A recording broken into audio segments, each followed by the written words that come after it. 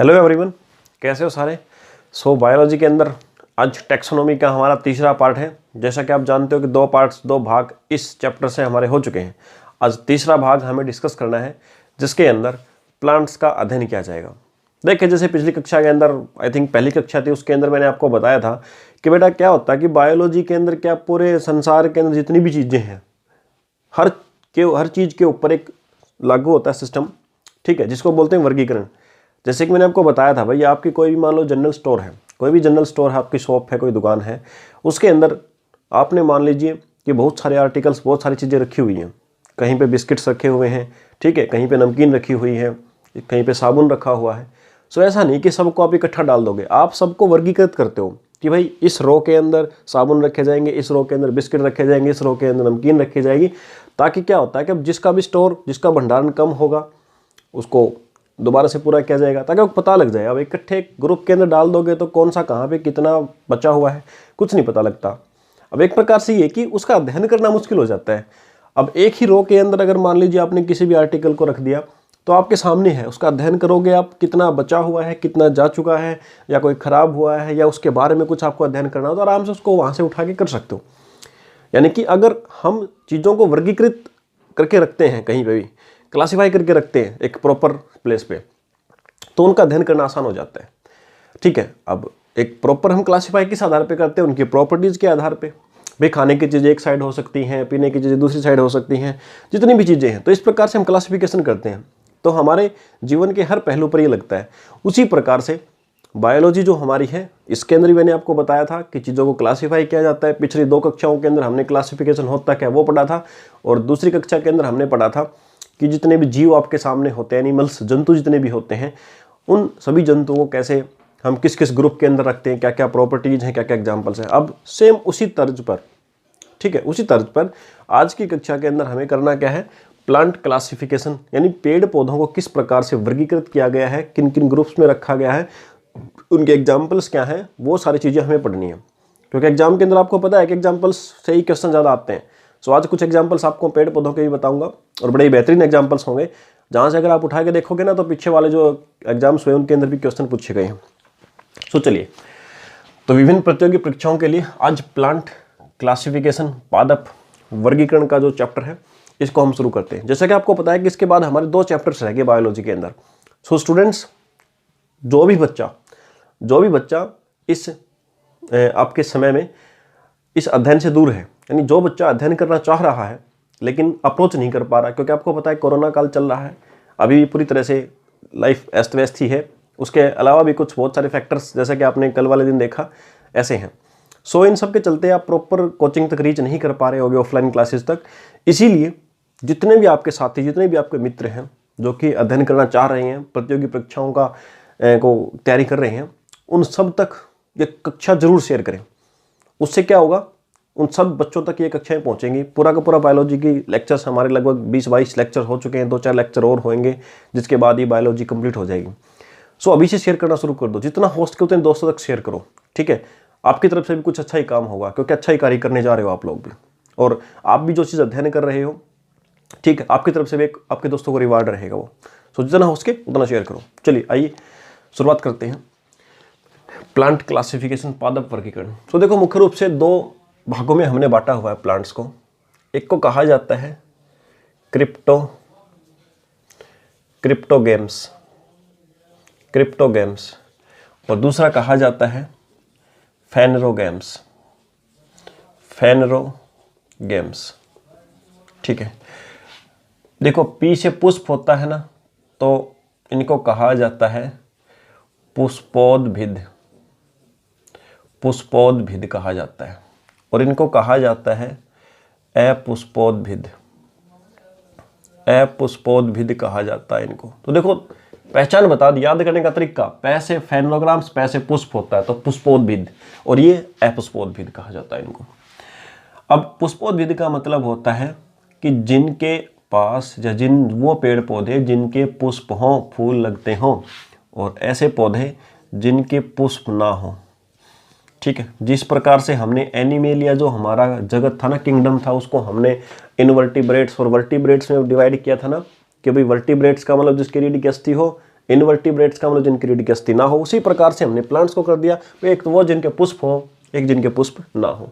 अब आप कहोगे सर ऐसा प्लांट क्या हो सकता है जिनके पुष्प ना हो, देखा ही नहीं। सचमुच आपने देखा ही नहीं होगा, या देखा होगा तो बहुत कम देखा होगा, क्योंकि इतने लाइक इनका साइज ही नहीं होता कि आपको बिल्कुल एक इंडिविजुअल प्लांट दिख जाए, बहुत कम साइज होता है।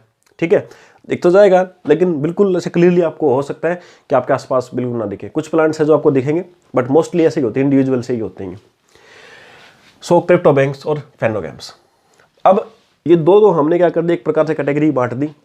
अब देखेंगे इनके अंदर अलग अलग जो हमने बना रखे हैं, फाइलम्स बना रखे हैं, संघ बना रखे हैं, किसको किस में रखा जाएगा वो सारे देखिए। तो देखिए स्टूडेंट्स, क्रिप्टोगैम्स जो है ना, इसके अंदर 3 प्रकार के 3 कैटेगरीज के प्लांट आते हैं। कौन कौन से? एक जिनको कहा जाता है थैलोफाइटा, थैलोफाइटा, एक ब्रायोफाइटा, ब्रायोफाइटा, और एक होते हैं टेरिडोफाइटा। नाम इनका इंग्लिश के अंदर भी यही रहेगा, टेरिडोफाइटा। ठीक है, इंग्लिश में भी सेम नेम रहेंगे, कोई डिफरेंस नहीं आएगा इनके अंदर। तो 3 हमने इनको ग्रुप्स में बांटा है। ये किसके हैं?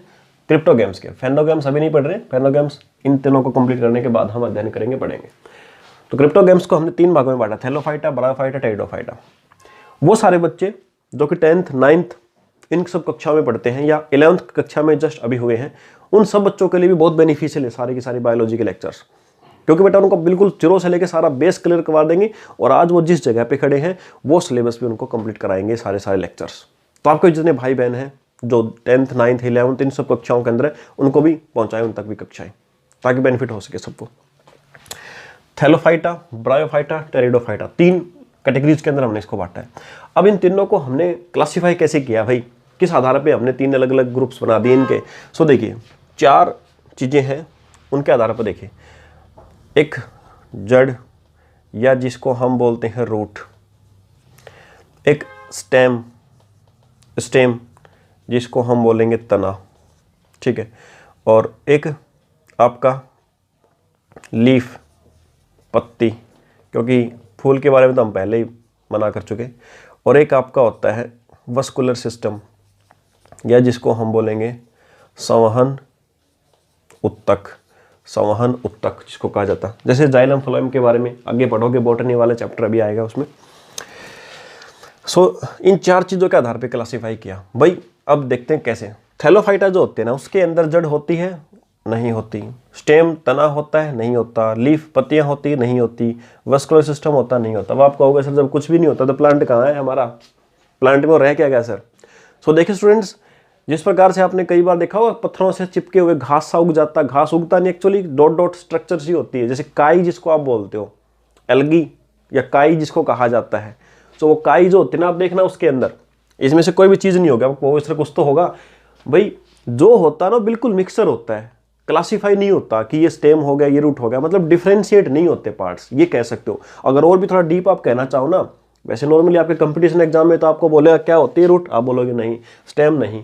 वैसे एक्चुअल में अगर थोड़ा डीपली इसका मीनिंग देखा जाए तो उसका मतलब ये होता है कि डिफरेंशिएट नहीं होते अलग अलग भाग, जो कुछ होता है वो एक ही भाग होता है, उसी के अंदर सब कुछ मान लो आप, ठीक है। तो डिफरेंशिएट नहीं होता। सो ये सारी चीज़ें नहीं होती हैं।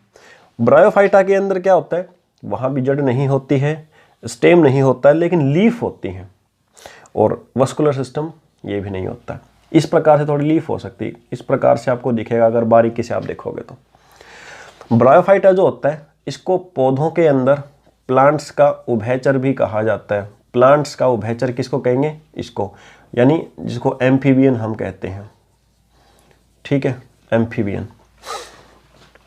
अब टेरिडोफाइटा, टेरिडोफाइटा कौन से होते हैं? इनको वैसे प्लांट्स जो होते हैं ना, प्लांट्स के अंदर इनको कैटेगरी में रखा गया, रेप्टाइल्स कहा जाता है, यानी प्लांटों के अंदर सरीसृप किसको कहते हैं? इसको। ये सरीसृप कैटेगरी कल आपने पढ़ी होगी पिछली कक्षा में। इसके अंदर क्या होता है? इसके अंदर रूट होती है, स्टेम नहीं होता है, लीफ होती है, वस्कुलर सिस्टम होता है, संवहनी उत्तक जरूर होता है इसके अंदर, ठीक है। ये थोड़े से क्लासीफाई होते हैं अलग अलग चीजें इनके अंदर। चलिए अब एग्जाम्पल्स देख लेते, जो सबसे इंपॉर्टेंट चीज़ हमारी है ना, वो हम देख लेते हैं एग्जाम्पल्स। अब एक चीज़ नीचे बताओ मुझे, नीचे क्या आ जाएगा कि इसके अंदर जहाँ तक हमने बोर्ड भर दिया क्या उससे नीचे स्पेस है? एक बार देख लेता हूँ मैं। हाँ है स्पेस, एग्जाम्पल देने लायक स्पेस बचा हुआ है यहाँ पे, ठीक है। क्योंकि कैमरे के अंदर क्या है ना कि यहाँ से नहीं दिखता मुझे, अब मुझे मिरर में देखना पड़ता है कि मिरर से मुझे एस्टिमेट लेना पड़ता है पीछे जो लगा हुआ है कि स्पेस बचा हुआ कि नहीं। चलिए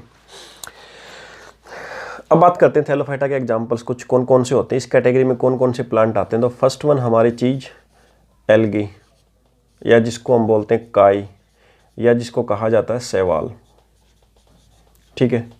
दूसरा एग्जाम्पल यूरेथ्रिक्स, यूरेथ्रिक्स। तीसरा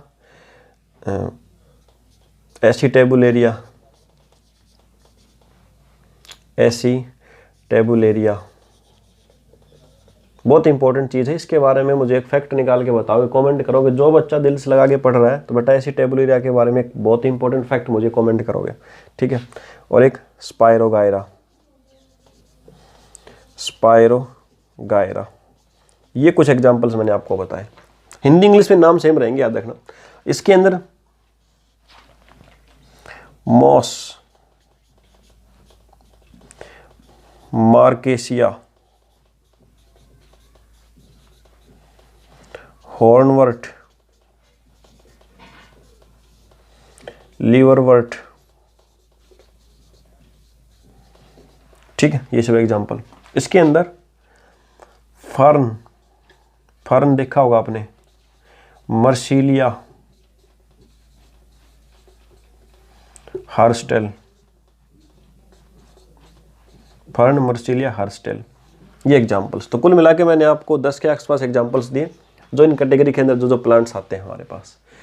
चलिए अब इसके बाद बात करते हैं क्लासिफिकेशन के अंदर। ये तो हमारा होगा क्रिप्टोगेम्स के अंदर हमने देख लिया, एग्जाम्पल्स भी देख ली जो हमारे एग्जाम में पूछे जा सकते हैं।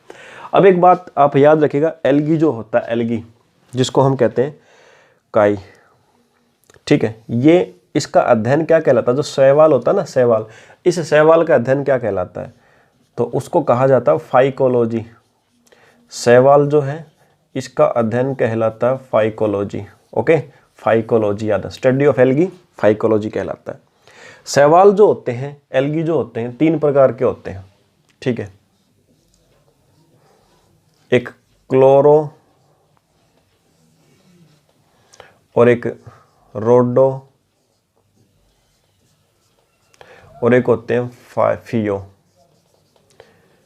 क्लोरोफाइसी, पूरा नाम अगर मैं आपको बताऊं, क्लोरोफाइसी, रोडोफाइसी, फियोफाइसी, ये 3 प्रकार के होते हैं भाई।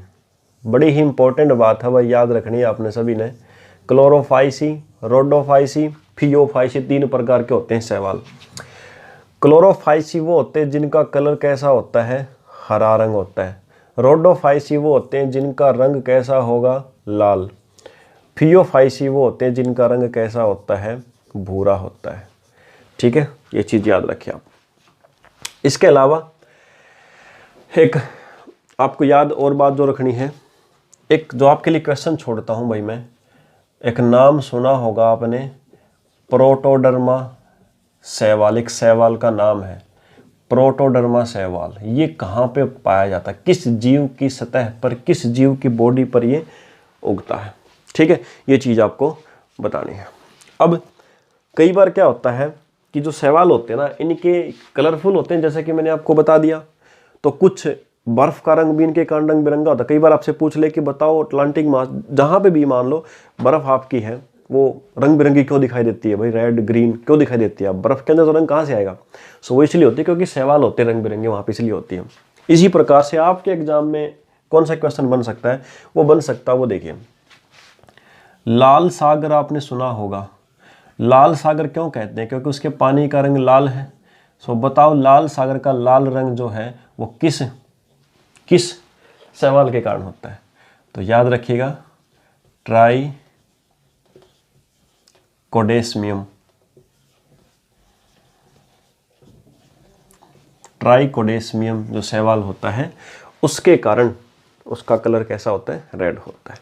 क्लियर आपको ये बात स्टूडेंट्स? चलिए, तो ये हमारा हो गया। चलिए, बहुत सारी बातें मैंने बता दी, काफ़ी सारी चीज़ें हैं अभी जो फैक्चुअल वो तो टेस्ट एक ऐसे प्रकार से टेस्ट वाला सिस्टम, चलो अभी शुरू नहीं किया हमने, शुरू करेंगे तब उसके बारे में डिस्कस करेंगे एक स्पेशल क्लास में लाइव आकर के। तो फिलहाल आपको ये आई थिंक समझ में आया होगा क्रिप्टो गेम्स। अब बात करते हैं फेनरो गेम्स। ये रहा हमारा, ठीक है, फेनरो गेम्स, ठीक है, जिसके अंदर क्या हो, पुष्प हो, तो फेनरो गेम्स। अब इसका अध्ययन एक बार करना शुरू कर देते हैं। फेनरो गेम्स जो होते हैं ना, इनको हमने दो भागों में बांटा हुआ है स्टूडेंट्स, दो भागों में बांटा हुआ है। कौन कौन से दो भागों में हमने इनको बांटा हुआ है वो एक बार देख लेते हैं। इसको थोड़ा सा मैं डिफरेंशिएट इरेज नहीं करता हूँ, थोड़ा सा अलग कर देता हूँ, ताकि एक ही बोर्ड पे स्क्रीन, एक ही स्क्रीनशॉट में सारी चीज़ें कैप्चर हो जाएंगी आपकी। चलिए, फेनरो गेम्स जिसके अंदर पुष्प होते हैं, सो स्टूडेंट्स ये दो प्रकार के होते हैं। एक तो होते हैं जिम्नोस्पर्म,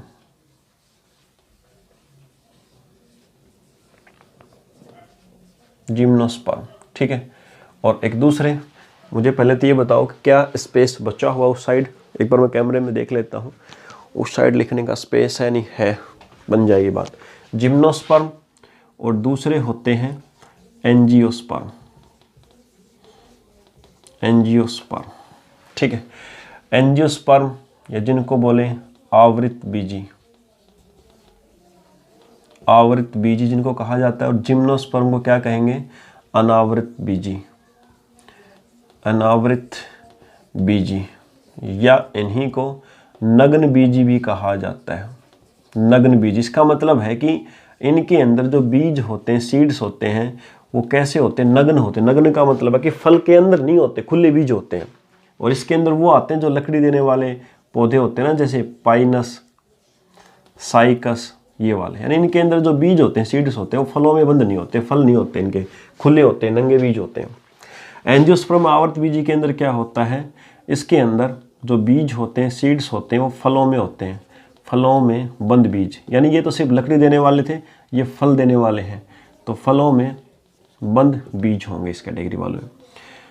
तो इसके अंदर जैसे मैं आपको एग्जांपल दूं तो जैसे सिनकोना, ये याद रखना, सिनकोना ऐसा लगता है कि इनके अंदर आता है बट एंजियोस्पर्म में आएगा, ठीक है, क्लियर स्टूडेंट्स।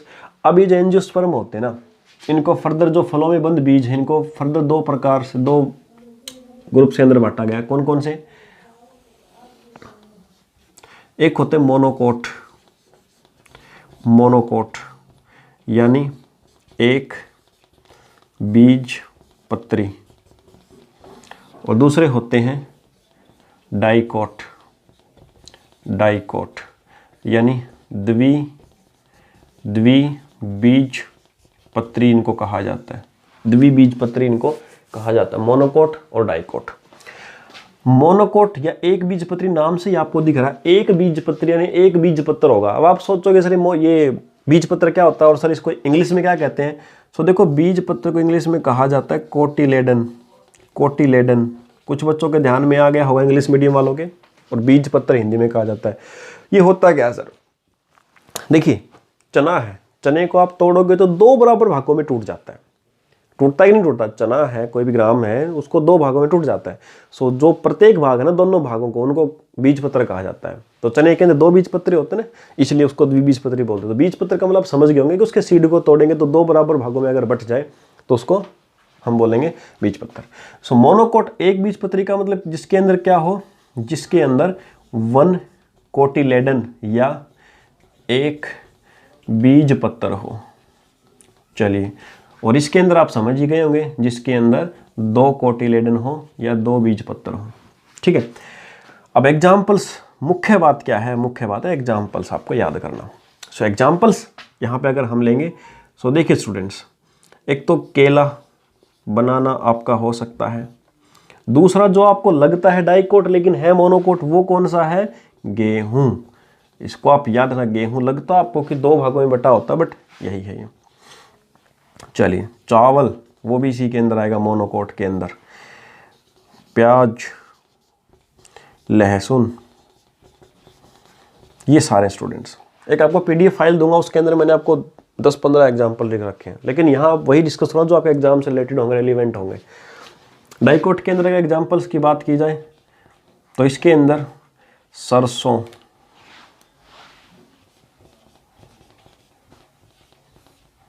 सरसों, ठीक है, और इसके अलावा नींबू, संतरा और सबसे इम्पोर्टेंट आम। और इसके अलावा जो भी चने वगैरह, जो भी दलहन होते ना, दलहन फसलें, दालें वगैरह, चना, वो सारे के सारे सब वो होते हैं डाइकोट में, 2 बीज पत्र होते हैं। तो एग्जाम्पल्स पूछता, वो ज़्यादा इंपॉर्टेंट है आपके, इनमें से कोई भी पूछ सकता है। सो स्टूडेंट्स, ये हमारा जो आज का कक्षा थी वो कंप्लीट होती है, जिसके अंदर हमने प्लांट्स को क्लासीफाई किया, नहीं प्लांट्स को कितनी कैटेगरी में किसका क्या एग्जाम्पल, सारी चीज़ किया। सो फिर से पूछो, अगर कोई स्टूडेंट्स के मन में ये डाउट है कि सर क्वेश्चन कैसे बनेगा, तो बेटा जितनी भी चीज़ें लिखी हुई हैं हर एक लाइन से क्वेश्चन बन सकता है। चाहे वो किसी भी कंपटीशन का एग्जाम दे लो, हर कंपटीशन के एग्जाम के लिए मैं कॉमन सिलेबस लेके चल रहा हूँ आपका, चाहे कोई भी क्वेश्चन आपका ना छूट पाए। और इसके अलावा भी जो कक्षाओं के बच्चे हैं उन सब के लिए भी।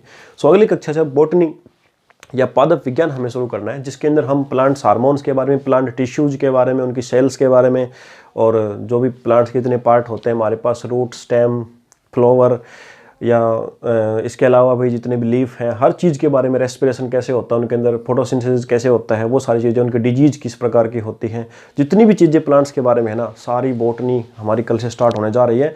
और मैं तो कहता हूँ बॉटनी का ऐसा इंपॉर्टेंट और ऐसा कन्फ्यूजिंग विषय है कि कंपटीशन की तैयारी करने वाले हर बच्चे उलझते हैं, उनको पता नहीं लगता कि क्या करना क्या छोड़ना है। सो स्टूडेंट्स, अपने सभी दोस्त जो भी तैयारी कर रहे हैं उन सब तक शेयर करें, और अगली कक्षा से बॉटनी हम शुरू करेंगे। तब तक के लिए जय हिंद।